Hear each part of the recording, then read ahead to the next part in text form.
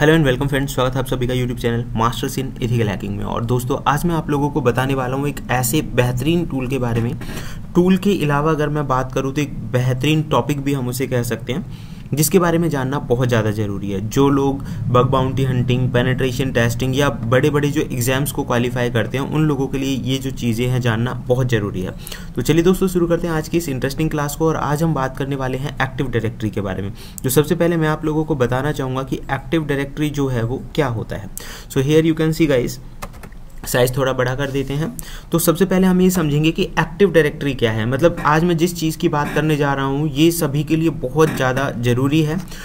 As a मतलब जैसे कई बार लोगों के मन में क्वेश्चंस होते हैं कि भाई एज अ हैकर अगर हम बात करें तो क्या ये ज़रूरी चीज़ है। गाइज, ये आज की डेट में सबसे ज़्यादा ज़रूरी टॉपिक है। मतलब एक तरह से आप इसे हिडन सीक्रेट भी आप इसे कह सकते हैं। रेड टीमिंग, ब्लू टीमिंग, मतलब सभी के लिए ज़रूरी है। As a best penetration tester या किसी भी ऑर्गेनाइजेशन को आपको सिक्योरिटी देनी है, तब भी ये आपके लिए बहुत काम का है। देखिए, पर्पज़ अपने ऊपर डिपेंड करता है कि आप उसे पॉजिटिवली नेगेटिवली किस तरह से यूज़ करते हैं।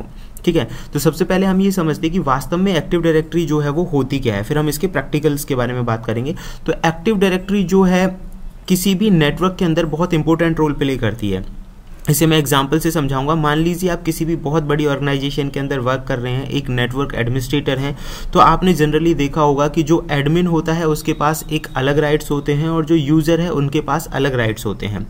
एडमिन पूरे नेटवर्क में किसी की भी जानकारी को देख सकता है, उसे ऐड कर सकता है, डिलीट कर सकता है, जबकि एक जो यूज़र है वो इतना सारा जो वर्क है वो नहीं कर सकता। तो एक्टिव डायरेक्टरी की मदद से एक नेटवर्क में जो एडमिनिस्ट्रेटर्स होते हैं वो चीज़ों को मैनेज करके रखते हैं। ठीक है, मतलब चीज़ों से यहाँ पे मतलब है यूजर्स जो हो गए या ऑर्गेनाइजेशन के अंदर जो अलग अलग डोमेन्स हो गए, ऑब्जेक्ट्स हो गए, उन सबको मैनेज करने का जो काम होता है वो एक्टिव डायरेक्टरी का ही होता है। एक एक्टिव डायरेक्टरी का रोल होता है servers, volumes, printers, users, sharings, सभी को मैनेज करना। तो एक्टिव डायरेक्टरी की मदद से हम क्या कर पाते हैं, एक नेटवर्क में हम ये बताते हैं कि एडमिन लेवल की पावर किसके पास है, यानी कौन कौन एडमिन रहेगा, यूजर्स कौन कौन रहेंगे, किस किस रिसोर्स को शेयर किया जा सकता है और कहाँ से। ये एक्टिव डायरेक्टरी की मदद से पॉसिबल हो पाता है।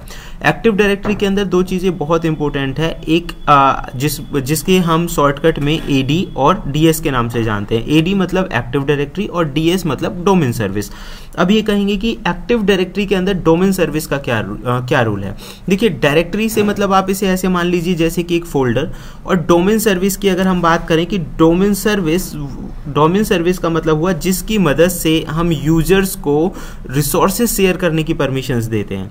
एग्जांपल के तौर पे मान लीजिए एक यूजर है एक पूरे नेटवर्क के अंदर। मान लीजिए आप अपनी कंपनी में एक यूजर हैं, तो आपका जो नाम है, पासवर्ड है, फ़ोन नंबर्स हैं और जो दूसरी जानकारी है वो मैनेज करके रखना, और आप किस हद तक एक नेटवर्क पे चीज़ों को एक्सेस कर सकते हैं, यानी कौन सी चीज़ों को आप देख सकते हैं, कौन सी चीज़ों को नहीं देख सकते, इस चीज़ को मैनेज करने की जो पावर्स होती हैं वो डोमेन सर्विसेज के अंदर ही दी जाती हैं, एक्टिव डायरेक्टरी के अंदर। थोड़ा एग्जांपल से इसे समझेंगे, ज़्यादा क्लियरिफाई हो जाएगा।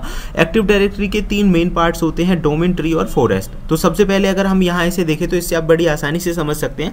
ये देखिए, सबसे पहले पूरा जो ये नेटवर्क है उसे फॉरेस्ट बोला गया, यानी कि आपकी कंपनी को हम फॉरेस्ट मान लेते हैं। जिस भी ऑर्गेनाइजेशन में आप काम कर रहे हैं तो वो हो गया फॉरेस्ट। उसके अंदर जो एडमिनिस्ट्रेटर्स थे उन्होंने रोल्स को डिफाइन किया। तो यहाँ पे सेकेंड पार्ट हो गया डोमेन, और थर्ड पार्ट डोमेन के अलावा तीसरा पार्ट हो गया ट्री।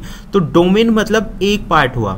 एक पार्ट के अंदर क्या क्या चीज़ें आती हैं आप देखिए, जैसे कि एक डोमेन यहाँ पे डिफाइन किया गया है। तो डोमेन के अंदर क्या आ गया, group policies, shares, users, security groups, organisation units और ये शेयरिंग्स। यानी कि एक जो डोमेन है उसके अंदर ये सारी कैपेबिलिटीज़ हैं कि उस कितने यूजर्स हैं उनको मैनेज करके रखना, वो किस किस रिसोर्स को शेयर कर सकते हैं ये सारी चीज़ें डिफाइन करना, रिसोर्सेज को शेयर करना, उनको सिक्योरिटीज़ प्रोवाइड करना, ऑर्गेनाइजेशंस की अलग अलग यूनिट्स हैं उन्हें डिवाइड करना। तो ये एक डोमेन का पार्ट है। मान लीजिए अलग अलग डिपार्टमेंट्स हो गए, जैसे कि अकाउंट हो गया, फाइनेंस हो गया, एम्प्लॉयज़ डिपार्टमेंट हो गया। तो डोमेन की मदद से आप उन अलग अलग डिपार्टमेंट्स को मैनेज करके रख सकते हो। जैसे कि आप यहाँ पे देख रहे हैं, डोमेन के अंदर ये अलग अलग चीज़ें हैं, यूजर ग्रुप। तो एज अ डोमेन हुआ एक डिपार्टमेंट का। दूसरा डोमेन दूसरे डिपार्टमेंट का, इस तरह से भी जो सर्विसेज हैं वो डिफाइन की जाती हैं। और डोमेन ट्री मतलब बहुत सारे डोमेन्स का कलेक्शन। तो बड़ी बड़ी जो ऑर्गेनाइजेशंस होती हैं वहाँ पे इस तरह की जो फैसिलिटीज़ हैं वो अप्लाई की जाती हैं ताकि पूरा नेटवर्क जो है वो सही तरह से काम करे। अब सवाल आता है सेकेंड वे ऑफ थिंकिंग का कि पेनिट्रेशन टेस्टर या हैकर्स के लिए किस तरह से काम का हो सकता है। तो गाइज यहाँ पे जो इम्पोर्टेंट चीज़ है वो ये है कि एक बहुत बेहतरीन टूल है जिसकी मदद से आप अपने पूरे स्ट्रक्चर को आइडेंटिफाई कर सकते हैं कि कहीं कोई कमी तो नहीं है। ये सारी चीज़ें आप देख सकते हैं।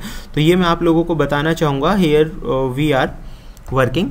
तो गाइज यहाँ पे जिस टूल की मैं बात कर रहा हूँ ये काफ़ी ज़बरदस्त टूल है। आप देखेंगे यहाँ पे टूल का नाम है ब्लड हाउंड और स्पेशली एक्टिव डायरेक्टरी के पर्पज से ये बनाया गया है कि मान लीजिए कोई भी नेटवर्क एडमिनिस्ट्रेटर कोई कमी छोड़ देता है तो इस टूल की मदद से हम उस कमी का पता लगा सकते हैं।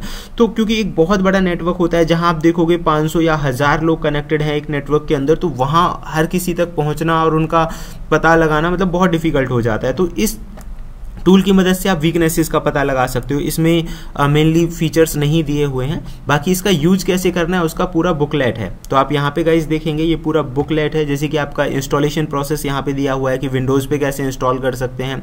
विंडोज़ पे इंस्टॉल करने के लिए आपको Neo4j अलग से इंस्टॉल करना पड़ेगा, जावा इंस्टॉल करनी पड़ेगी और ये इन्होंने पूरा प्रोसेस यहाँ पे बता रखा है कि अगर आपको विंडोज़ पे इंस्टॉल करना है तो क्या तरीका हो सकता है। सेकेंडली आप यहाँ पे देखेंगे विंडोज़ के अलावा मैक पे कैसे करना है, लिनक्स पे कैसे करना है, तो आप यहाँ से कर सकते हैं। लिनक्स पे करने का भी प्रोसेस दिया हुआ है, ये मैं प्रैक्टिकली भी आपको बताऊंगा।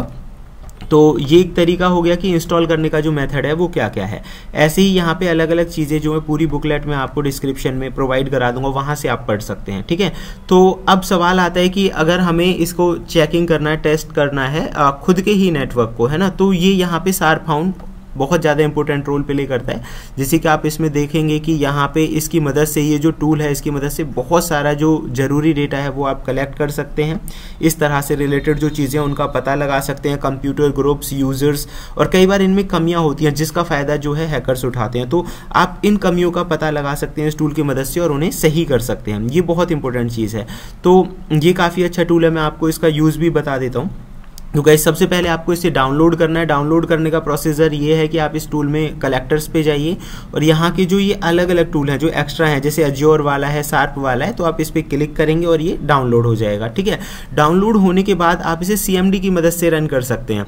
तो मैंने इसे XAMPP IMG, मतलब ये लोकेशन है जहाँ पे मैंने फाइल को डाउनलोड किया हुआ है।